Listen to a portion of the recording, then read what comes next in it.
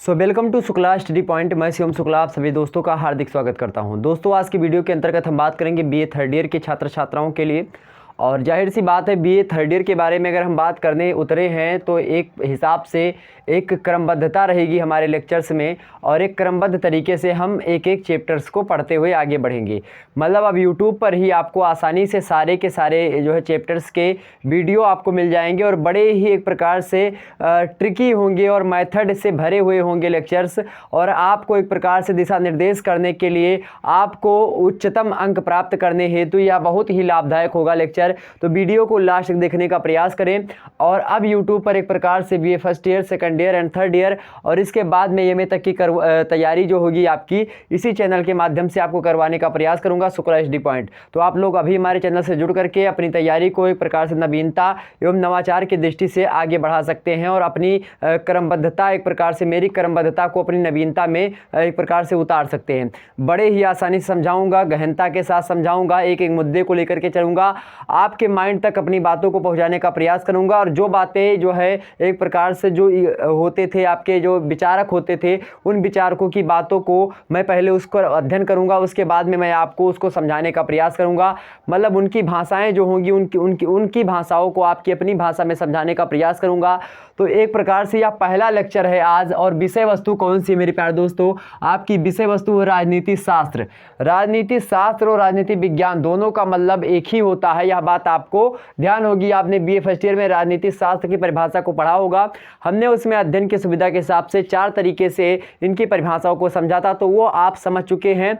अब आज के वीडियो के अंतर्गत जब आप बीए थर्ड ईयर में प्रवेश करते हैं, आप मेरे प्यारे दोस्तों चाहे 2021 की परीक्षा या 22 की या 24 की जितने भी ईयर्स की परीक्षा देंगे, अगर सिलेबस में आपके लोक प्रशासन के सिद्धांत पेपर 1 के या पेपर 2 किसी के भी पेपर के अंतर्गत है, लोक प्रशासन के सिद्धांत मतलब प्रिंसिपल्स ऑफ पब्लिक एडमिनिस्ट्रेशन, अगर यहां से आपके प्रश्न पूछे जाने हैं, अगर पेपर के नाम आपका यह है, तो मेरे प्यारे दोस्तों इसी प्रकार से आपको चैप्टर्स वाइज वहां पर मिलेंगे और बहुत ही लाभदायक होगा लेक्चर। तो आज की वीडियो के अंतर्गत हम पहले चैप्टर के बारे में बात करेंगे जिसका नाम है क्या? तो पहले चैप्टर का नाम है सीधा सीधा मेरे प्यारे दोस्तों, पहले का नाम है सीधा सीधा लोक प्रशासन। आखिरकार लोक प्रशासन होता क्या है, लोक प्रशासन का अर्थ क्या है, लोक प्रशासन की परिभाषा क्या है, लोक प्रशासन आम जनता की भाषा में क्या लोक प्रशासन को हम कहते हैं, लोक प्रशासन के बारे में हम क्या जानते हैं और किस प्रकार से उसको डिफाइन करते हैं, इसके बारे में आज की वीडियो के अंतर्गत हम चर्चा करेंगे।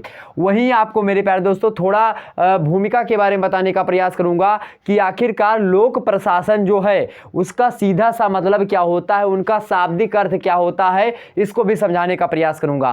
तो वीडियो का एक एक लफ्ज, एक एक शब्द आपके माइंड में होना चाहिए और ध्यान रखेंगे एग्जाम में चाहे आपसे ऑब्जेक्टिव प्रश्न पूछे और चाहे आपसे लिखित प्रश्न पूछे, इस वीडियो को देखने के बाद में आप आसानी से उसको कर लेंगे, यह विश्वास मानिए। ओके, तो उसको हम समझेंगे। लोक प्रशासन सीधा सा मतलब लोक प्रशासन के एक प्रकार से मीनिंग, डेफिनेशंस, स्कोप और इसके बाद में उसका नेचर हम देखेंगे। अब मीनिंग मतलब होता है अर्थ, डेफिनेशन मतलब होता है परिभाषा, स्कोप मतलब होता है विषय क्षेत्र और उसके बाद में आपका जो नेचर होता है उसका मतलब प्रकृति।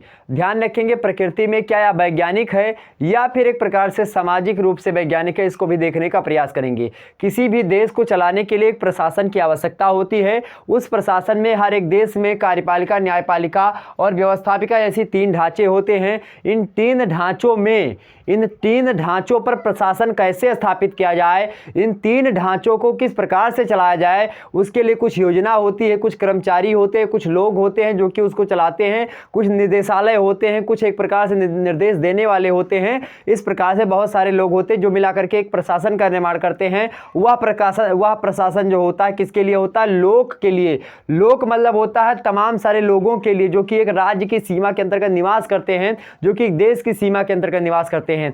हो सकता है कि कोई स्थानीय सरकार हो, स्थानीय सरकार की भी व्यवस्थापिका होती है, स्थानीय सरकार की भी कार्यपालिका होती है और स्थानीय सरकार की भी न्यायपालिका होती है। तो न्यायपालिका, कार्यपालिका एवं व्यवस्थापिका को एक प्रकार से सुचारू रूप से चलाने के लिए एक प्रशासन की आवश्यकता होती है। और उसी प्रशासन को मेरे प्यारे दोस्तों जब लोक कल्याण के लिए किया जाता हो, एक प्रकार से हम लोग लोगों के हिताय के लिए, जनहित हिताय में किया जा रहा हो, तो उसी को हम लोक प्रशासन के नाम से जानते हैं। इसी को जन कल्याण के नाम से भी जानते हैं। मेरे प्यारे दोस्तों, आपसे पूछेगा कि जन कल्याण किसे कहते हैं, लोक प्रशासन, या फिर ऑप्शन में मिलेगा तो लगा दीजिएगा अगर ऑब्जेक्टिव वाले हों। अगर लिखित वाले होंगे तो आपसे प्रश्न सीधे पूछेगा कि लोक प्रशासन किसे कहते हैं। लोक प्रशासन का अर्थ बताते हुए इसकी विभिन्न विद्वानों के द्वारा दी गई परिभाषाओं पर प्रकाश डालिए।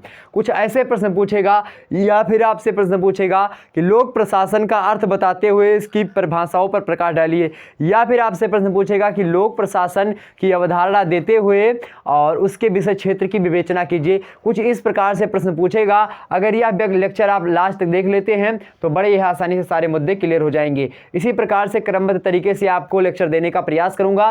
तो अभी वीडियो को ज़्यादा से ज़्यादा शेयर करें, ज़्यादा से ज़्यादा लाइक करें, ताकि मेरा मन लग सके वीडियो बनाने में। ध्यान होगा आपको, जब ज़्यादा से ज़्यादा आप लोग मोटिवेट करते हो तो वीडियो बनाने का मन करता है। इस समय की सिचुएशन को देखते हुए, कोरोना काल इतनी भयावह तरीके से चल रहा है, इस समय पढ़ाने का बिल्कुल भी मेरा भी मन नहीं करता, और आपका शायद मुझे लगता है पढ़ने का भी मन नहीं करता होगा।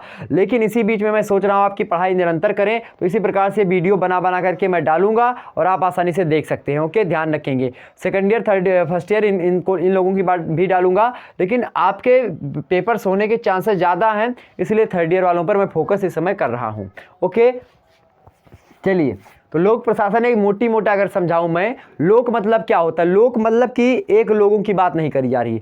लोक मतलब होता है कि बहुत सारे, एक सीमा में, एक कोई देश है। सबसे पहले समझिए, एक देश होगा, एक देश होगा, समझ लीजिए। उसके बाद में मैं एक एक मुद्दे को समझाता हूँ। मान लेते कोई देश है, या फिर कोई राज्य। राज्य का मतलब, जब भी मैं पॉलिटिकल साइंस पढ़ाऊँ, राजनीति विज्ञान पढ़ाऊँ, तो जब राज्य शब्द मैं बोलूँ तो राज्य शब्द का सीधा सा मतलब आप समझिएगा कि राज्य का मतलब सीधा सा क्या होगा, देश से तात्पर्य। ठीक, और राज्य जो होता है उसी को देश कहता है। अपने यहाँ पर स्टेट लिया जाता है कि हाँ यूपी राज्य है, हरियाणा राज्य है, राजस्थान राज्य है, और दिल्ली, मतलब दिल्ली प्रकार से यूटी ही है, और इसी प्रकार से आप तमिलनाडु, केरल, तमाम सारे हैं।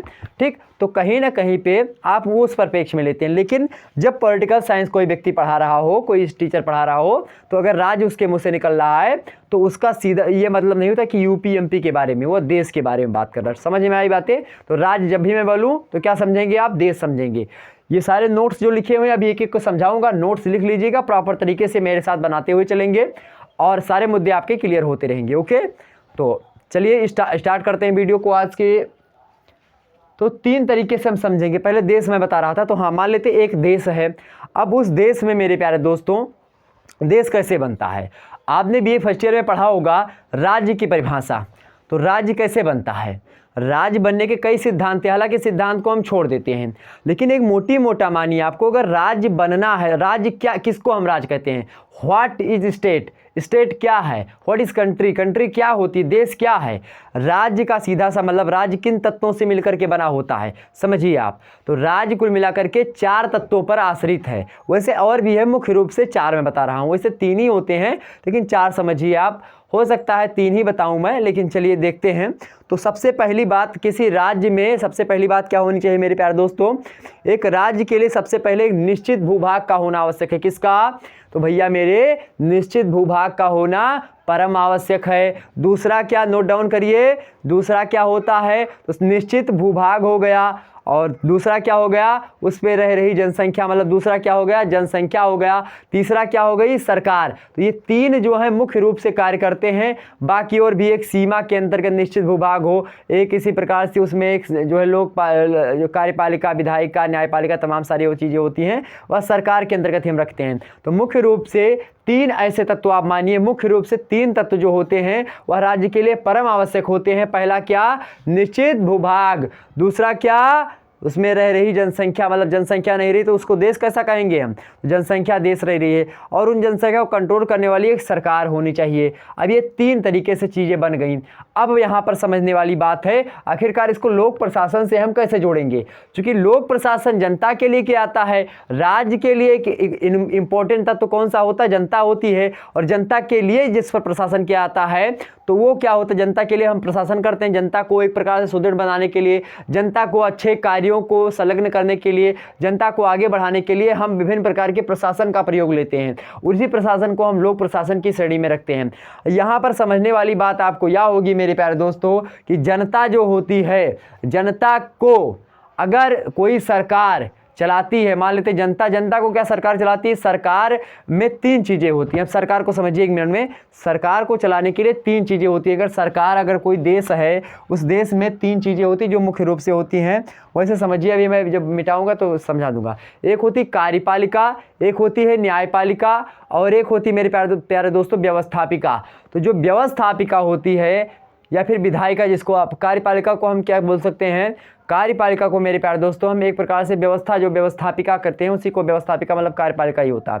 एक प्रकार से हमने क्या बताया? हमने बताया कार्यपालिका, न्यायपालिका और विधायिका। समझ में आई बात है? विधायिका, विधायिका, सबसे पहले विधायिका को समझिए। विधायिका क्या करेगी?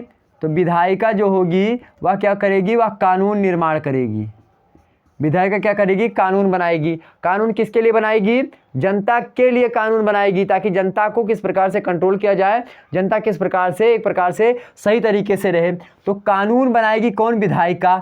समझिए बात पूरा, जब तक विधायिका, न्यायपालिका, कार्यपालिका नहीं समझेंगे तब तक पब्लिक एडमिनिस्ट्रेशन जो है उसको नहीं समझ पाएंगे, मतलब लोक प्रशासन आप नहीं समझ पाएंगे।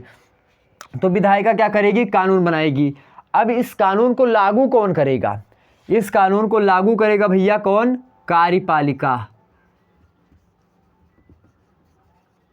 कार्यपालिका।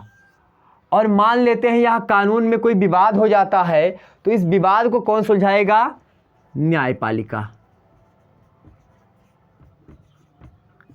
न्यायपालिका विवाद को सुलझाएगी, कार्यपालिका क्या करेगी? उस नियम को लागू करेगी और कानून, मान लेते हैं अब एक विधान, विधायिका, विधि मतलब होता है कानून, सीधा सीधा। तो विधायिका मतलब कानून बनाने वाली संस्था, कार्यपालिका मतलब कार्य का पालन करने वाली। अब कौन से कार्य? जो कानून बनाया गया, मान लेते हैं कानून बना, कोई कानून मान लेते हैं बन गया, जैसे कानून, तमाम सारे कानून बनते हैं कि 144 धारा बनाई गई।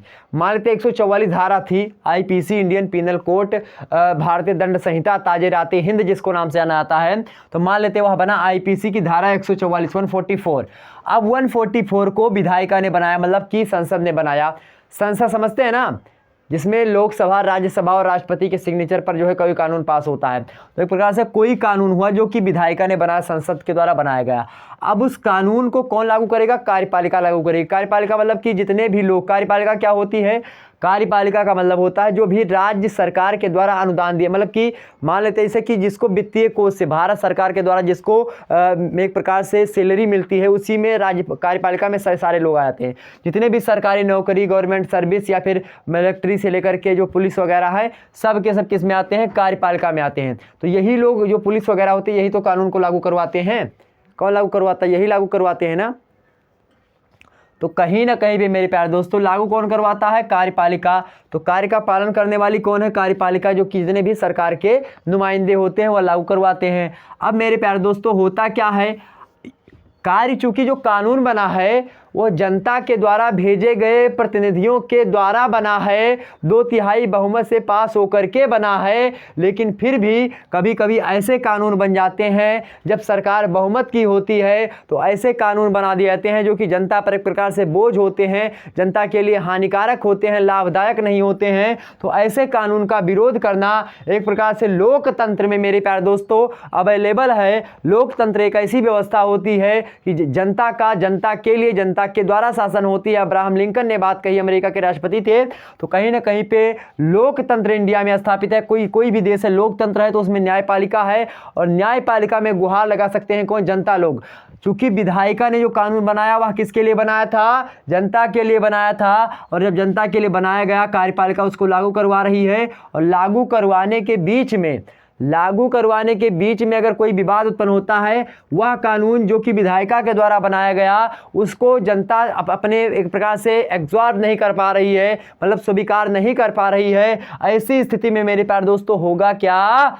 तो होगा यही मेरे प्यारे दोस्त कि न्यायपालिका जो होगी इसमें जनता गुहार लगाएगी, और जब न्यायपालिका में जनता गुहार लगाती है तो क्या होता है? उसमें जो बैठा हुआ न्यायाधीश, जितने भी आप देखते हैं कोर्ट, हाई कोर्ट से लेकर के लोक अदालत जो है, एक प्रकार से जिला अदालत, और एक प्रकार से आप उससे उच्च सुप्रीम कोर्ट, सबसे ऊंची कोर्ट जो मानी जाती है, उसमें एक प्रकार से न्यायालय, मतलब न्यायालय में जो है जज होते हैं, मतलब कि न्यायाधीश होते हैं। तो वह न्यायाधीश उस पर क्या करेंगे? उस पर मेरे प्यारे दोस्तों, एक मिनट रुकिएगा। तो क्या होगा, जनता जाएगी न्यायपालिका, और न्यायपालिका में होगा क्या, न्यायपालिका में जनता के द्वारा जो पक्ष रखे जाएंगे उसको सुनेगी जनता। एक वकील बैठा सकता है और वकील जो है जनता की बातों को न्यायालय तक पहुंचाएगा। न्यायालय में जो न्यायाधीश बैठे होंगे उस पर विचार विमर्श करेंगे। अगर कानून जो होगा सही होगा, संविधान के अकॉर्डिंग होगा, जो कि एक प्रकार से चिट्ठा जो होता है, एक प्रकार संविधान क्या है, संविधान एक प्रकार से वह लिखित दस्तावेज होता है जिसमें जो है कानून लिखे होते हैं, जिसमें ऐसी व्यवस्थाएं की गई होती हैं जो कि एक राज्य के द्वारा जनता पर लागू हो सकते हैं, वो नियम उसमें लिखे होते हैं। तो उस नियम के अकॉर्डिंग अगर यह कानून जो बनाया गया वह सही है तो न्यायपालिका कहेगी ठीक है जनता, आप जो है इसको एब्जॉर्ब कर लिए, मतलब इसको स्वीकार करें ताकि यह सही है नियम। अगर उसमें थोड़ी भी एक प्रकार से थोड़ी भी गड़बड़ी अगर मिलती है कानून में तो क्या होगा, उसको खारिज कर देगी कौन, न्यायपालिका। ध्यान रखेंगे। अब यहाँ पर मैं कार्यपालिका, विधायिका, न्यायपालिका क्यों समझा रहा हूँ आपको लोक प्रशासन में, चूंकि अभी आप देखेंगे जो कार्यपालिका होती है यह क्या करती है, यही एक प्रकार से प्रशासनिक ढांचा होती है। जो कार्यपालिका होती है मेरे प्यारे दोस्तों, मुख्य रूप से अगर देखा जाए तो प्रशासनिक कार्य जो होते हैं, मान लें कानून बना तो कानून लागू कौन करवा रहा है, तो कानून लागू करवा रही है कार्यपालिका। इसीलिए लोक प्रशासन में सबसे महत्वपूर्ण भूमिका निभाएगी आपकी कार्यपालिका। कौन निभाएगी, कार्यपालिका निभाएगी। समझ में आ रही बातें। तो कार्यपालिका को हमको एक प्रकार से मध्य में रखना है, ये मुख्य पात्र के रूप में लोक प्रशासन में पूरे घूमेगी। लेकिन जो गौण पात्र में है न्यायपालिका और विधायिका, इसमें भी प्रशासन व्यवस्था होती है। मान लेते संसद में भी अपने कानून होते हैं और संसद के एक प्रकार से जो सदस्य होते हैं उन पर भी एक प्रशासन कार्य करता है और उस प्रशासन को भी लोक प्रशासन हम कहते हैं। वहीं न्यायपालिका में भी एक प्रशासनिक ढांचा होता है और उस ढांचे को बनाए रखने के लिए प्रशासनिक जो व्यवस्था होती है उस व्यवस्था को भी हम लोक व्यवस्था या फिर लोक प्रशासन के नाम से जानते हैं। लेकिन मुख्य रूप से कार्यपालिका के द्वारा जो जनता पर प्रशासन स्थापित किया जाता है, जनता को चाहे वो आगे बढ़ाने के लिए हो या जनता कोई उचित कार्य मतलब करे तो उसको प्रोत्साहन देना हो, या जनता कोई अनुचित कार्य करे तो उसको दंड देना हो, या इसी प्रकार से जनता में समन्वयात्मक रूप से एक प्रकार से सामंजस्य बैठाना ही प्रशासन का कार्य होता है और यही प्रशासन कहलाता है। और इसी प्रशासन कार्य को हम क्या कहते हैं, इसी प्रशासनिक व्यवस्था को हम लोक प्रशासन कहते हैं, लोक प्रशासनिक व्यवस्था कहते हैं। मेरे प्यारे दोस्त, इतनी बातें अगर आपकी समझ में आई हूं तो मैं आगे बताऊं और विद्वानों के अनुसार मैं समझाने का प्रयास करूं कि आखिरकार विद्वानों ने इस पर क्या कहा है। हम पहले अपनी भाषा में समझे, एक एक मुद्दे को हमने समझाया, उसके बाद में हम एक एक मुद्दे को यहां पर समझेंगे कि आखिरकार विद्वानों ने क्या कहा इस पर, जो कि पाश्चात्य विचारक रहे हैं उन्होंने क्या कहा है इस पर। ओके, तो हम विद्वानों के अनुसार समझेंगे कि आखिरकार विद्वानों ने इस पर अपनी राय क्या दी है और अपने किस प्रकार से उन्होंने लोगों ने बताया है। कुछ विद्वानों ने कुछ अलग प्रकार से परिभाषा दी है, कुछ ने कुछ अलग प्रकार से। तो इसको समझेंगे। सबसे पहले मैं बताऊंगा कि इसकी परिभाषा को समझने के लिए हमको 3 प्रकार की चीज़ों को मैं बताऊंगा। एक तो मेरे प्यारे दोस्तों व्यापक दृष्टिकोण पहला होता है। अगर परिभाषा अगर आप देखेंगे तो कुछ विद्वान ऐसे हैं जो कि व्यापक दृष्टिकोण अपनाते हैं, जिसमें विधायिका, न्यायपालिका और कार्यपालिका इन सभी को समाहित करते हैं, क्योंकि सभी में प्रशासन होता है और इन सभी के प्रशासनिक व्यवस्था को एक प्रकार से हम क्या कहते हैं, उसके अंतर्गत जितने विद्वान आएंगे उसको व्यापक दृष्टिकोण, व्यापक मतलब होता है एक प्रकार से सभी को एक प्रकार से मिला लिया जाए, तो उसको हम लोग प्रशासन कहते हैं। लेकिन मेरे प्यारे दोस्तों कुछ ऐसे विद्वान हैं जैसे वुड्रो विल्सन हो गए, साइमन हो गए, पर्सी मैकक्वीन हो गए, ये सब संकुचित दृष्टिकोण वाले विद्वान हैं जो कि इसको केवल कार्यपालिका तक ही सीमित मानते हैं। मतलब कार्यपालिका के द्वारा स्थापित की गई प्रशासनिक व्यवस्था को ही हम लोग प्रशासन कहते हैं, जो कि जनता के द्वारा लागू किया गया होता है। लेकिन यहीं पर आपके एल.डी. व्हाइट को आप देखिए, एल.डी. व्हाइट महोदय का जो दृष्टिकोण है यह व्यापक दृष्टिकोण है। मतलब यह लोक प्रशासन में इन्होंने कहा, एल.डी. व्हाइट ने कहा, वैसे मैं बता दूं अभी एल.डी. व्हाइट की परिभाषा में बता तो व्यापक दृष्टिकोण पहला, दूसरा होगा संकुचित दृष्टिकोण, तीसरा होता यहीं पर एक विद्वान है उनका नाम है लूथर गुलिक, और लूथर गुलिक ने तीसरे प्रकार की चीज़ों के बारे में बताया, इन्होंने पोस्ट कार्ड दृष्टिकोण अपनाया है। पोस्ट कार्ड दृष्टिकोण क्या होता है, यहीं पर आप समझिए पोस्ट कार्ड दृष्टिकोण। इसमें जो इसे POSRBD को मतलब इस प्रकार से जो ये सारे के सारे मतलब कि जो पोस्ट कार्ड की स्पेलिंग होगी उसके पहले पहले अक्षर से कोई ना कोई शब्द बन रहा होगा और उसी शब्द के अकॉर्डिंग जो सारी जो है चीज़ें बताई गई हैं कि लोक प्रशासन आखिरकार होता क्या है। तो इन तीनों को हम समझेंगे। आइए एक एक करके शुरुआत करते हैं। सबसे पहले बात करेंगे व्यापक दृष्टिकोण वाले विद्वान, उनमें आते हैं सबसे महत्वपूर्ण व्यक्ति हैं एल.डी. व्हाइट। एल.डी. व्हाइट की यह परिभाषा आपको याद करनी होगी क्योंकि यह एग्जाम में आपको पूछा जाएगा, तो बड़े आसानी से अगर इसको आप लिख देंगे।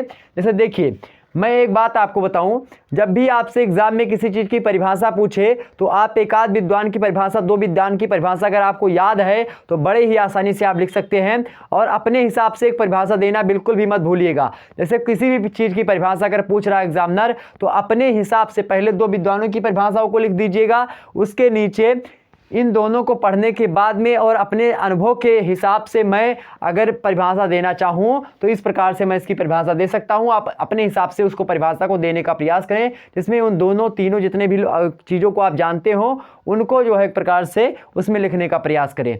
यहीं पर आपको समझा दूँ, एल.डी. व्हाइट महोदय आए। एल.डी. व्हाइट महोदय का दृष्टिकोण व्यापक था। इन्होंने लोक प्रशासन को बहुत बड़े स्तर पर देखा।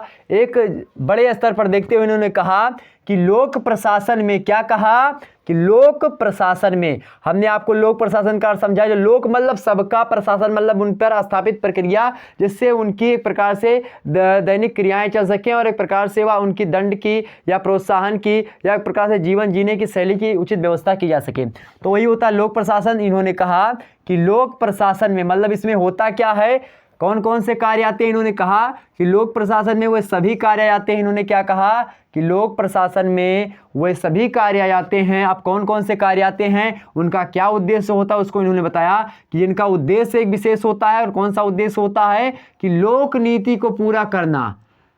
क्या होता है उद्देश्य, लोक नीति को पूरा करना। लोक और नीति, लोक क्या है, हमने बताया कि समस्त लोग जितने भी भारत की सीमा मतलब कि किसी भी देश की सीमा के अंतर्गत रह रहे हों, तो राज्य की सीमा के भीतर रह रहे लोगों के लिए जो नीतियां बनाई जाती हैं उनको पूरा करना उद्देश्य होता है किसका, लोक प्रशासन का। और कार्य भी होता है। लोक प्रशासन का उद्देश्य लोक नीति को पूरा करना होता है।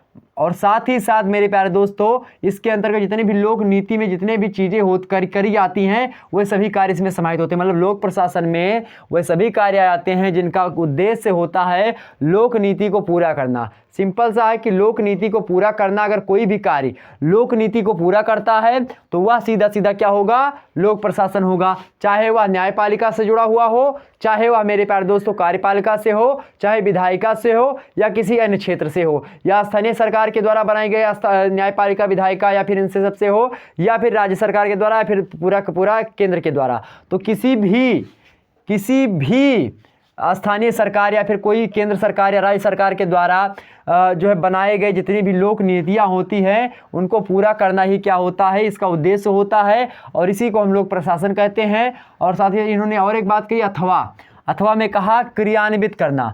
जैसे लोक नीति बनाई कि लोक नीति बना दिया, पूरी हो गई लोक नीति। अब लोक नीति जो बनी है उसको क्रियान्वित करना। हमने आपको बताया क्या था, जो कार्यपालिका होती है या जो नियम बनाया गया, अब नियम बनाया गया तो लोक नीति को पूरा करना। लोक नीति को पूरा कौन कर रहा है, विधायिका कर रही है। मतलब विधायिका के द्वारा जो कानून बनाया गया है यह लोक नीति के अंतर्गत आ रहा है। लेकिन अथवा जो क्रियान्वित करता, क्रियान्वित का मतलब होता है उसको एक प्रकार से लागू करवाना, जारी करवाना। तो यहाँ पर जो क्रियान्वित करवाया जा रहा है वह एक प्रकार से कार्यपालिका का द्योतक है। अब मेरे प्यारे दोस्त, यहाँ पर लोक प्रशासन में वे सभी कार्य आ जाते हैं जो कि क्या हो, जिनका उद्देश्य लोक नीति को पूरा करना हो। इसके साथ ही साथ क्या बताया इन्होंने, अथवा उनको क्रियान्वित करना हो। लोक नीति को पूरा करें चाहे उसको क्रियान्वित कर दे, मतलब विधायिका, न्यायपालिका, कार्यपालिका सब में होता है लोक प्रशासन। ऐसा मानना है एल.डी. व्हाइट महोदय का। समझ में आ रही बातें? चलें, अगर समझ में आ रही बातें तो फटाफट से वीडियो को लाइक करें और कमेंट सेक्शन में बताने का प्रयास करें कि वीडियो आपको कैसा लग रहा है। वीडियो में मज़ा आ रही है तो फटाफट से वीडियो को लाइक करके शेयर करिए। और इसी प्रकार से अन्य वीडियोस देखने के लिए, चैप्टर 2 देखने के लिए, 3 देखने के लिए, पेपर 2 से संबंधित जो कि एक प्रकार से भारतीय पॉलिटिक्स विचार मतलब कि भारतीय राजनीतिक विचार संबंधित है, पेपर 3 को देखने के लिए जो कि अंतर्राष्ट्रीय पॉलिटिक्स से संबंधित है, उसको देखने के लिए हमारे चैनल को आप सब्सक्राइब करें और एक प्रकार से बने रहें, उसका इंतजार करें। जल्दी जल्द ही वह भी वीडियो आपके सामने उपलब्ध होगा। लेकिन इस वीडियो का टारगेट यही है कि आप लोग ज़्यादा से ज़्यादा इस वीडियो को शेयर करें, ज़्यादा से ज़्यादा लाइक वगैरह पहुँचाएँ इस पर, और वीडियो को ज़्यादा से ज़्यादा शेयर करने का प्रयास करें, ताकि सभी बच्चे, स्टूडेंट्स, जो जितने भी हमारे भाई बंधु हैं, सभी को अच्छी जानकारी मिल सके और अच्छे तरीके से अपने नंबर वो ला सकें, और एक प्रकार से डिजिटाइज मतलब कि एक प्रकार से ऑनलाइन क्रांति की ओर। आप देखते हैं कॉलेज वगैरह में ऑनलाइन क्लासेस उतनी मात्रा में नहीं उपलब्ध हो पाती हैं, तो मैंने सोचा कि क्यों ना इस पर जो है एक प्रकार से चैप्टर वाइज वीडियो आपको प्रोवाइड करवाई जाए। ठीक, तो मेरा अगर पहला आपको अच्छी लगी हो तो वीडियो को ज़्यादा से ज़्यादा लोगों तक पहुँचाने का प्रयास करें। दूसरे आते हैं अब, या दूसरे विद्वान ऐसे हैं विल्सन, जो जिनका नाम है वुड्रो विल्सन। यह वुड्रो विल्सन संकुचित दृष्टिकोण को अपनाते हुए कहते हैं, क्या कहते हैं वुड्रो विल्सन भैया?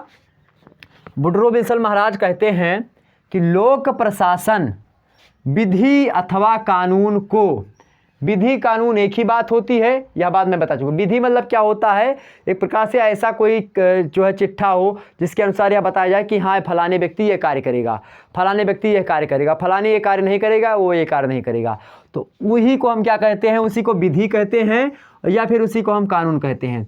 तो विधि और कानून एक ही बात है, इसमें आपको भ्रमित नहीं होना है कि विधि का मतलब क्या होता है और कानून का मतलब क्या होता है, दोनों मतलब एक ही है। तो लोक प्रशासन विधि अथवा कानून को, विधि अथवा कानून को, चाहे विधि चाहे कानून मतलब एक ही है, मैं बता रहा हूँ। विधि अथवा कानून को विस्तृत मतलब एक बड़े फॉर्म में अथवा क्रमबद्ध रूप से, एक बड़े पैमाने पर, या फिर एक क्रमबद्ध से, क्रमबद्धता या सिद्ध करती। यहाँ पर अगर यही क्रमबद्ध को हम पकड़ें तो वुड्रो विल्सन की जो परिभाषा दी है, इसमें अगर क्रमबद्धता को हम पकड़ लेते हैं तो इसकी प्रकृति को समझने का प्रयास करें। हमने बताया था कि मैं इसकी प्रकृति को बताने का प्रयास करूंगा। तो यह जो प्रकृति यहाँ पर आप देख रहे हैं क्रमबद्ध, व्हाट डू यू मीन क्रमबद्ध? क्रमबद्ध का क्या मतलब होता है? आपने विज्ञान की परिभाषा पढ़ी होगी। आप इसका नेचर समझने के लिए मात्र एक ही शब्द काफी है मेरे प्यारे दोस्तों, सुसंगठित, सुव्यवस्थित एवं क्रमबद्ध ज्ञान को विज्ञान कहते हैं। और जब हम सुव्यवस्थित, सुसंगठित, क्रमबद्ध ज्ञान को विज्ञान कहते हैं मेरे प्यारे दोस्तों, तो क्यों नहीं यह विज्ञान है? क्योंकि इसमें क्रमबद्धता पाई जाती है, जो नियम बनाए जाते हैं, जो लोक नीति को पूरा करने के लिए या फिर जो उसको क्रियान्वित करने की जो व्यवस्था होती है, वह एक प्रकार से क्रमबद्धता से जुड़ी हुई होती है। और जब ऐसी क्रमबद्धता आपको मिलती है तो कहीं ना कहीं पे जब ऐसी क्रमबद्धता आपको मिले तो आप समझ जाइए कि उसकी प्रकृति कैसी है? उसकी प्रकृति वैज्ञानिक है। कैसी है प्रकृति? वैज्ञानिक है। ध्यान रखेंगे, कुछ विद्वान तो कहेंगे कि हाँ यह पूर्ण रूप से वैज्ञानिक नहीं है, लेकिन यह वैज्ञानिक पूर्ण रूप से मतलब पूर्ण रूप से नहीं, लेकिन हाँ वैज्ञानिक है। 70% से अधिक आप वैज्ञानिक इसको कह सकते हैं। तो क्रमबद्धता यह सिद्ध करती है कि यह एक प्रकार से इसका नेचर कैसा है? वैज्ञानिक है, साइंस है। ओके, ध्यान रखेंगे। यह साइंटिफिक विषय वस्तु मतलब अर्ध विज्ञान की श्रेणी में आता है, लेकिन इसका यह पहलू 70% से अधिक वैज्ञानिकता पर आधारित है। तो हमने क्या बताया कि लोक प्रशासन विधि अथवा कानून को विस्तृत अथवा क्रमबद्ध रूप से कार्यान्वित करना, क्या करना? कार्यान्वित करने का क्या है? नाम होता है। तो लोक प्रशासन एक नाम होता है, किसका नाम होता है? कानून को विस्तृत अथवा क्रमबद्ध रूप से कार्यान्वित करने का। कि मान लेते हैं कोई जैसे एक व्यक्ति है, उस पर कोई मुकदमा चला है। मान लेते हैं एक व्यक्ति मैं हूं, या कोई व्यक्ति है, मान लेते हैं निरहू है और घुरहू है। दो व्यक्तियों को लीजिए, निरहू और घुरहू को। मान लेते हैं निरहू जो है एक जो है आसानी से एक घुरहू को मारते हैं। अब उन्होंने एक मारा, अब मारने के बाद में घुरहू को पड़ा एक तमाचा। अब वह घुरहू क्या करेगा? तुरंत 112 पर डायल करेगा। 112 पर उसने क्या किया? डायल किया नंबर 112 पर उसने कॉल लगाया, पुलिस आई। अब वह जो है किसको ढूंढ रही है? निरहू को। अब पुलिस आएगी, निरहू को ढूंढेगी और एक क्रमबद्धता से चलेगा। निरहू को आई, पुलिस पूछी कि भैया निरहू का घर कौन है? आई पुलिस यहाँ पर निरहू के पास। निरहू से कहा क्यों तुमने घुरहू को मारा? तो वो एक प्रकार से निरहू अपनी एक प्रकार से अपनी बात रखेंगे। अब पुलिस को लगेगा अगर कि निरहू जो है एक प्रकार से गलत कार्य किए हैं, तो बोलेगी थाने में आओ। इनको थाने में निरहू और घुरहू को दोनों को ले जाएगी। एक प्रकार से 24 घंटे के भीतर एक प्रकार से इनको न्यायालय में पेश किया जाएगा। और न्यायालय में पेश करने के बाद में क्या होगा? इनका मुकदमा चलेगा और मुकदमे में जो होगा वो कोर्ट निर्णय लेगी। तो एक प्रकार से क्रमबद्ध तरीके से चलेगा। अब पुलिस आया था निरहू से पूछने कि तुमने क्यों मारा, या फिर इनको पकड़ करके अगर ले जाने लगी तो एक प्रकार से आप पूछ सकते थे कि हाँ वारंट लाए हो। ठीक, तो कहीं ना कहीं पे क्रमबद्ध तरीके से सब चलता रहेगा। तो वही ये समझाने चाह रहे हैं वुड्रो विल्सन कि लोक प्रशासन विधि अथवा कानून को विस्तृत अथवा क्रमबद्ध रूप से कार्यान्वित करने का नाम है। अगर कोई कानून है उसको सही तरीके से कार्यान्वित किया जा रहा है, सही तरीके से चलाया जा रहा है, तो कहीं ना कहीं पे सही तरीके से कानून को चलाए जाना ही, एक क्रमबद्ध रूप से चलाए जाना ही क्या कहलाता है, उसी का नाम होता है लोक प्रशासन। कानून को कार्यान्वित करने की प्रत्येक क्रिया एक प्रशासकीय क्रिया होती है। क्या होती है? एक प्रशासकीय क्रिया होती है। समझ में आई बातें? तो कानून को कार्यान्वित करने की प्रत्येक क्रिया एक प्रशासकीय क्रिया होती है, इसलिए लोक प्रशासन जो होता है कार्यान्वित करने का ही नाम होता है। किसको? एक कानून को या फिर विधि को विस्तृत फॉर्म में अथवा क्रमबद्ध तरीके से। समझ में आई बातें? तो दो यहां पर मुद्दे समझने का प्रयास करेंगे कि लोक प्रशासन को की परिभाषा देते हुए वुडरो विल्सन कहते हैं कि विधि अथवा कानून को विस्तृत अथवा क्रमबद्ध रूप से कार्यान्वित करने का एक नाम होता है लोक प्रशासन। साथ ही साथ कानून को कार्यान्वित करने की प्रत्येक क्रिया जो होती है, कोई भी कानून हो उसको अगर चलाना है, उसमें कोई भी क्रिया की जा रही है, मतलब कोई कानून बना उसको कार्यान्वित करना है, उसको जनता पर लागू करवाना है, तो ऐसी स्थिति में लागू करवाने की जो प्रक्रिया होती है, जो क्रिया होती है, वही क्रिया जो होती है एक प्रकार से प्रशासनिक क्रिया होती है। और जो क्रिया प्रशासनिक क्रिया होती है वह क्रिया लोक प्रशासन के द्वारा की जाती है। तो यही बात ये समझाना चाह रहे हैं कौन? Woodrow Wilson. तो वुडरो विल्सन का मतलब क्लियर हो गया। अब इनका सीधा सा मतलब यहां पर किससे आता है? कार्यपालिका से आता है। सीधा सा मतलब इसका किससे है? कार्यपालिका से है। ओके, आगे समझिए आप। साइमन के अनुसार, साइमन महोदय क्या कहते हैं? साइमन महोदय की भी परिभाषा संकुचित है, मतलब कार्यपालिका के कार्य को, मतलब कार्यपालिका के द्वारा जो प्रक्रियाएं की जाती है जनता पर, वो सारी की सारी प्रक्रियाएं क्या होती है? लोक प्रशासन होती हैं, या साइमन महोदय कहते हैं। इन्होंने कहा कि जनसाधारण की भाषा में, जनसाधारण मतलब आम बोलचाल की भाषा में, हम लोगों की भाषा में, तो जनसाधारण की भाषा में लोक प्रशासन मतलब पब्लिक एडमिनिस्ट्रेशन जो होता है, इससे अभिप्राय का मतलब होता है कि मतलब उन क्रियाओं से, किन क्रियाओं से होता है, आइए समझते हैं। तो इन्होंने कहा कि जनसाधारण की भाषा में लोक प्रशासन से अभिप्राय मतलब इसका मतलब उन क्रियाओं से होता है। किन क्रियाओं से होता है? जो कि केंद्र मतलब केंद्र सरकार के द्वारा या राज्य या फिर स्थानीय सरकार, तो केंद्र सरकार के द्वारा या राज्य सरकार के द्वारा या फिर स्थानीय सरकारों के कार्यपालिका के द्वारा जो होता है, कार्यपालिका के जो है एक प्रकार से शाखाओं द्वारा संपादित की जाती हैं।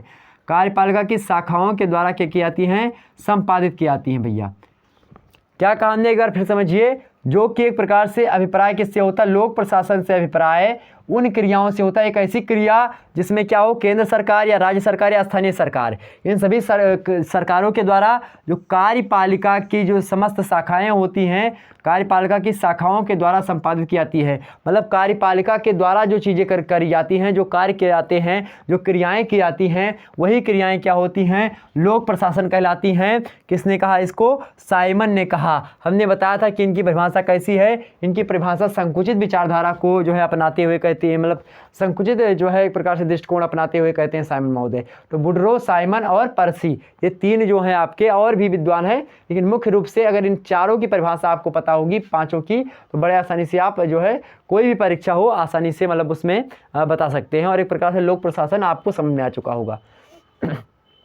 आगे समझिए पर्सी मैकक्वीन क्या कहते हैं। भैया पर्सी मैकक्वीन को समझो, बड़े ही साधारण भाषा में समझाने का प्रयास करता हूं।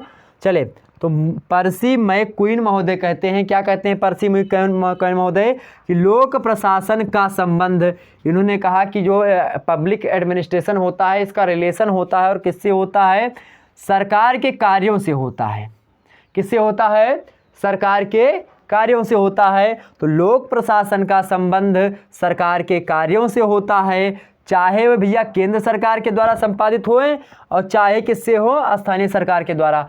चाहे केंद्र सरकार के द्वारा कोई कार्य किया जा रहा हो या फिर स्थानीय सरकार के द्वारा या राज्य सरकार के द्वारा कोई कार्य किया जा रहा होगा, तो उन कार्यों से संबंध होता है किसका? लोक प्रशासन का। मतलब जो कार्य किए जाते हैं सरकार के द्वारा, वे चाहे राज्य सरकार से संबंध हो चाहे केंद्र सरकार संबंध हो, उन सभी कार्यों को हम लोक प्रशासन की श्रेणी में रखते हैं, मतलब कि इससे संबंध रखता है लोक प्रशासन। ओके, तो यहाँ पर आपने पर्सी मैकक्वीन के अनुसार परिभाषा को समझा। अब यहाँ पर लास्ट एक मुद्दा बचा हुआ है जिसको हम समझाएंगे, उसके बाद में कंक्लूजन पे आएंगे, आखिरकार और भी बातें जो है उसको बताने का प्रयास करेंगे। समझिए पहली बातें यहाँ पर, सबसे पहली चीज़ें मेरे प्यारे दोस्तों आपके सामने आई हैं, पोस्ट कार्ब जो है पोस्ट कार्ब दृष्टिकोण। पुष्प कार्ब दृष्टिकोण का इसका स्पेलिंग होती है POSDCORB। मतलब क्या होता है, इसकी स्पेलिंग पढ़िए POSDCORB। मतलब इसको हम कहते हैं क्या, पोस्ट कार्ब विधि, पुष्प कार्ब दृष्टिकोण, मतलब पोस्ट कार्ब दृष्टिकोण जो है लूथर गुलिक महोदय ने बताया है। इसके अनुसार पब्लिक एडमिनिस्ट्रेशन जो है इसकी मुख्य रूप से परिभाषा आपको मिलेगी और एक प्रकार से वैज्ञानिक पद्धति है, यह एक प्रकार से अच्छी तरीके से इन्होंने समझाया है।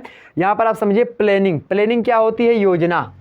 सबसे पहले पी से क्या बनेगा, पी से बने भैया प्लानिंग, ओ से क्या बनेगा, ऑर्गेनाइजिंग, और आपका यस से क्या बनेगा, स्टॉपिंग, और उसके अंदर डी से क्या बनेगा आपका डायरेक्टिंग, और एक प्रकार से सी से क्या बनेगा आपका, सीओ से तो कोऑर्डिनेटिंग बनेगा, और एक प्रकार से आपका आर से क्या बनेगा, रिपोर्टिंग बनेगा, और एक प्रकार से बी से क्या बनेगा आपका, तो बजटिंग बनेगा। समझ में आई बातें, तो ये थी। अब हमको अभी एक एक चीज़ों को समझा दूं कि आखिरकार प्लानिंग क्या होती है। इसमें सबसे पहले प्लानिंग होनी चाहिए, योजना बनाना।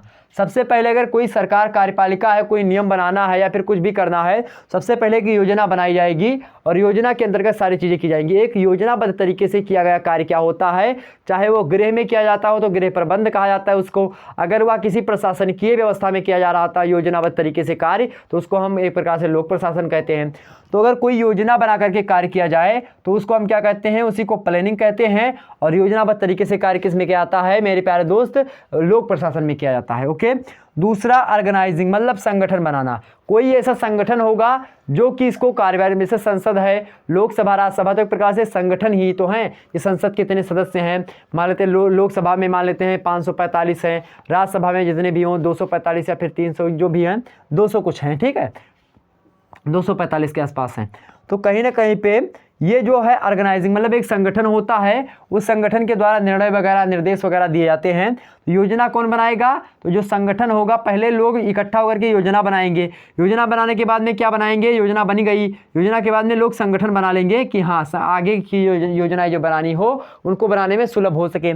तो कहीं ना कहीं पे ये संगठन हो गया, तो संगठन बन गया। उसके बाद में स्टाफिंग, मतलब कि स्टाफ की व्यवस्था। स्टाफ मतलब क्या होता है, कर्मचारी वगैरह जो होते हैं। आखिरकार एक व्यक्ति जो कानून बनाएगा वह कानून लागू तो नहीं करेगा, तो एक प्रकार से एक स्टाफिंग की व्यवस्था होनी चाहिए। तो कानून बनाता कोई और है, लागू करवाता कोई और है, उसके जुड़े विवादों को जो है देखता कोई और है। तो इसमें न्यायपालिका, कार्यपालिका और ये सारी व्यवस्थाएं सब समाहित हो जाती हैं।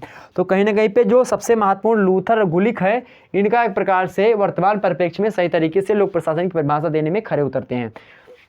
स्टाफिंग मतलब जो कर्मचारी वगैरह होते हैं वो सभी के सभी स्टाफिंग वगैरह के अंतर्गत हो जाएंगे। इसके बाद में जो है क्या होता है आपका डायरेक्टिंग मतलब निर्देश देना। अब जो इसे मान लेते हैं कोई डायरेक्टर होगा, उसमें कोई हेड होगा, कोई उससे नीचे होगा, कोई तमाम सारे लोग होंगे। ये मतलब कि मान लेते हैं कोई कार्यपालिका, न्यायपालिका या फिर कोई ऐसी चीज़ें, कोई संगठन है, तो किसी संगठन भी एक प्रकार से जब बड़ा हो जाता है, किसी देश को चलाना, कोई गांव तो चलाना नहीं कि हाँ एक संगठन हो गया उसमें चल गया, बहुत सारे देशों को चलाना, मतलब बहुत सारे जो है जिलों को चलाना, बहुत सारे जो है एक प्रकार क्षेत्र को देखना है, सभी के अलग अलग बनाए जाते हैं, उनमें अलग अलग मुखिया होते हैं इस प्रकार से।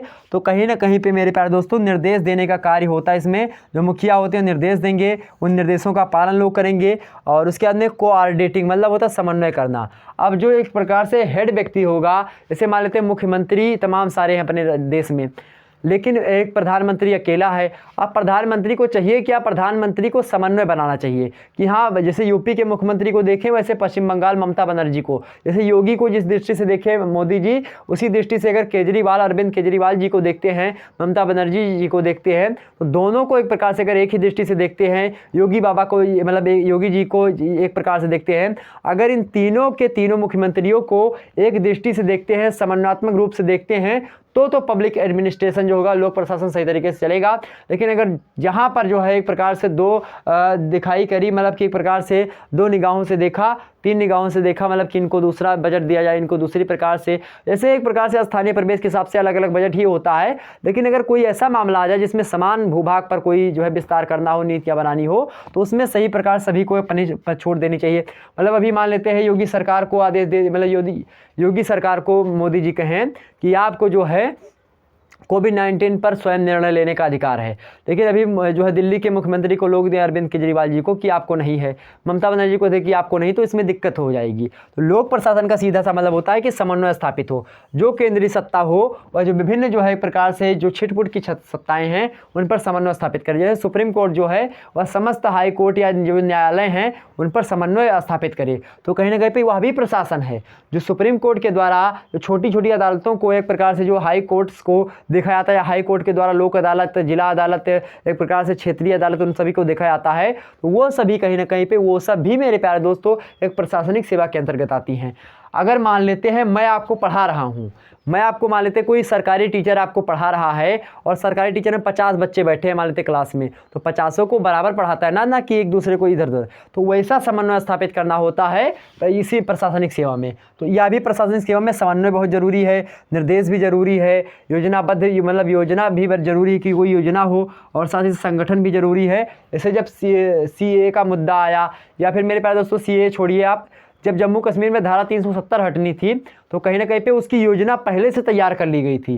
तो उसका जो काला चिट्टा होता है पहले से बनने जाता है, उसके बाद में उस पर सारी व्यवस्थाएं होती है, संगठन एक आता है, संगठन बनता है, उसकी व्यवस्था एक प्रकार से स्टाफ की व्यवस्था होती है, कर्मचारी होते हैं, उसमें निर्देश होता है बाकायदा से कि अमित शाह जी ने तमाम भाषण दिया, उसमें खड़े होकर के तमाम सारी व्यवस्थाएँ करवाई जाती हैं। समन्वय स्थापित होगा ताकि और भी देश और भी राज्य जो हैं वह इस पर बुरा ना माने, या फिर जो धर्म के लोग हैं वह बुरा ना माने। तो सभी में समन्वय स्थापित करते हुए आगे बढ़ते हैं। और अगला आता है आपका आर से मतलब होता है रिपोर्टिंग, मतलब रिपोर्ट देना। जैसे जो छोटे छोटे व्यक्ति हों, जो कर्मचारी हों, उन कर्मचारियों को रिपोर्ट देना पड़ेगा किसको? उन कर्मचारियों को रिपोर्ट देना पड़ेगा किसको? तो कर्मचारियों को रिपोर्ट देना होता है बड़े जो साहब होते हैं उनको। तो जो बड़ी बड़ी चीज़ें होती हैं उनको रिपोर्ट देना होता है। जैसे मान लेते हैं कहीं पर कोई व्यक्ति गया, कोई कर्मचारी गया उसका, तो रिपोर्ट जो होगी उसको मान लेते कोई सूचना आई, तो सूचना को बड़े स्तर तक, हेड तक पहुंचाने का जो एक प्रकार से काम होगा वो कौन करेगा? रिपोर्ट देने वाले बंदे करेंगे, व्यक्ति करेंगे। तो कहीं ना कहीं रिपोर्ट देना भी इसमें परम आवश्यक होता है। वहीं बजटिंग मतलब क्या होता है? बजट की व्यवस्था करना, बजट तैयार करना, एक प्रकार से जो प्रशासनिक व्यवस्था होती है जिसमें लोक प्रशासन के अंतर्गत ही जो बजट वगैरह तैयार किया जाता है वह भी आता है।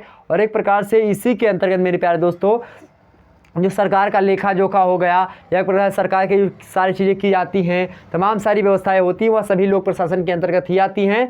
तो कहीं ना कहीं पे आपने लोक प्रशासन के समस्त मुद्दों को समझा, तो एक प्रकार से आप यह समझ चुके कि लोक प्रशासन होता क्या है, लोक प्रशासन की विभिन्न हिसाब से परिभाषाओं को समझा, तमाम चीज़ों को समझा। अब एक प्रकार से यहाँ पर आपके हिसाब से अगर बताना चाहूँ मैं, तो एक प्रकार से लोक प्रशासन एक ऐसी व्यवस्था होती है जो कि सरकार के समस्त क्रियाओं को एक प्रकार से क्या करती है? समस्त क्रियाओं का द्योतक होती है, समस्त क्रियाओं को दर्शाती है, समस्त क्रियाओं को क्रियान्वित करती है, समस्त कार्यों में हस्तक्षेप करती है। तो सरकार के जितने भी कार्य किए जाते हैं, सरकार की जितने भी चीज़ें होती हैं, उस पर अगर कोई प्रशासन कार्य करता है तो उसी प्रकार प्रशासन को मतलब उसको समन्वय स्थापित, जैसे सरकार का कोई कार्य है उसमें समन्वय स्थापित करना हुआ, उसको आगे बढ़ाना हुआ, तो ये समस्त कार्य क्या होते हैं? एक प्रशासनिक ढांचे के अंतर्गत किए जाते हैं, एक प्रशासनिक प्रक्रिया के अंतर्गत किए जाते हैं। वही प्रशासनिक प्रक्रिया क्या कहलाती है?